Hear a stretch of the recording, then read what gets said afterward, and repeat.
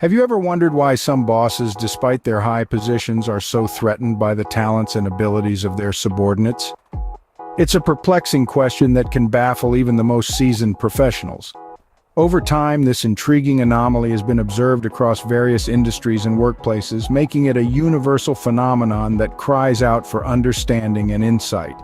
This is an uncomfortable reality that many of us have experienced in our professional journeys. You might have been in a position where you felt underappreciated, overlooked, or even actively undermined by your superior. It seems counterintuitive. After all, shouldn't a good boss want their employees to excel? Today, we're going to delve deeper into this issue, through a series of personal experiences that unfold the subtle dynamics at play. We will dissect the intricacies of these professional relationships and try to better comprehend the psyche of such individuals who inhabit the designation of toxic bosses. Imagine this scenario. You're at the dawn of your teaching career, brimming with enthusiasm, excitement, and a profound desire to make a difference in the lives of your students. You're driven by a sense of purpose, a determination to nurture young minds and equip them with the tools necessary for their future. You're assigned to teach the 12th grade, and the results are immensely promising. The students are attentive and responsive, showing a kind of engagement that is rewarding to witness. They are learning, growing, their grades are improving, and you can see tangible evidence of your impact. Then, unexpectedly, a change comes. You're reassigned to a junior grade while the vice principal assumes responsibility for your class. It's puzzling given the progress your students were making under your guidance. But you swallow your confusion and persevere, holding on to your passion for teaching. The reassignment, however, is followed by a series of tasks that seem designed to create difficulties. You find yourself grappling with unreasonable demands, additional responsibilities, and an increasingly hostile work environment. The joy of teaching slowly gives way to the stress of coping. After enduring this taxing ordeal for 2 long, stressful years, you finally decide to resign. It's a decision that comes with a heavy heart, but you choose self-preservation over a toxic work environment. Sometime later, you discover the truth behind your reassignment and the subsequent challenges.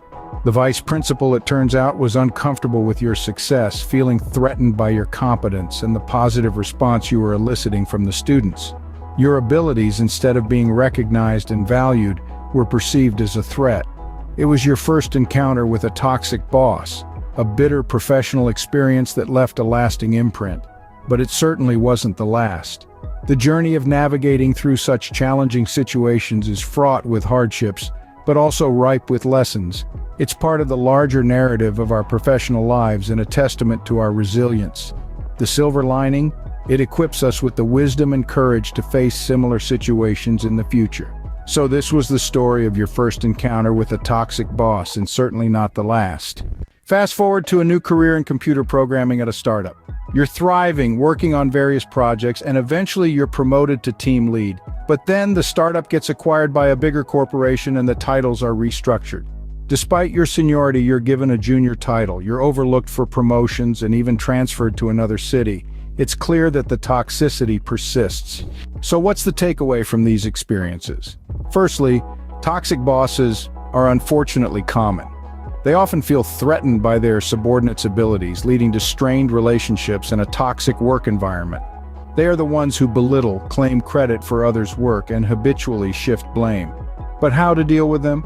It all starts by assessing the source of the issue. If it's within yourself, strive for positive change and self-improvement. Constructively embrace feedback to enhance your performance. If the issue lies with your manager, attempt a rational discussion to address concerns. If this approach proves ineffective, consider collaborating with your manager and adapting to their expectations. However, if all else fails, remember that there are countless opportunities out there waiting for someone with your potential. Review the feedback you get critically. Change if you have to, or adapt.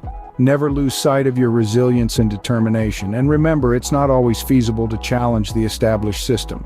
Sometimes the best you can do is to navigate it as best as you can, while staying true to your values and principles. So, go forth and conquer your professional world, toxic bosses and all.